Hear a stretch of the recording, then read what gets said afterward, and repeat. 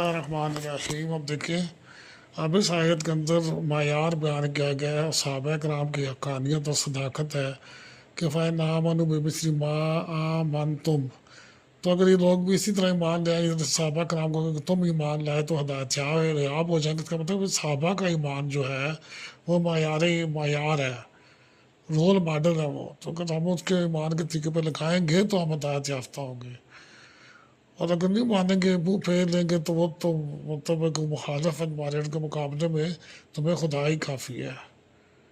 اللہ تعالیٰ ہم پہ رحم فرمائے، اللہ تعالیٰ ہمیں نیک رستے پہ چلنے کی توفیق عطا فرمائے. اللہ تبارک و تعالیٰ ہم سب پہ خاص کرم فرمائے. اور آگے دیکھیں جو آتا ہے نا وَإِن تَوَلَّوْا فَإِنَّمَا هُمْ فِي شِقَاقٍ فَسَيَكْفِيكَهُمُ اللَّهُ کافی ہے تو وہ سمیع العلیم. کہتے ہیں عثمان غنی رضی اللہ تعالیٰ عنہ جب اس وقت انہوں نے چڑھائی کی تھی، جو خون کا نشان تھا قطرے جو گرے وہ اس لفظ فَسَيَكْفِيكَهُمُ اللَّهُ پہ ابھی بھی غالباً وہ قرآن پاک محفوظ ہے.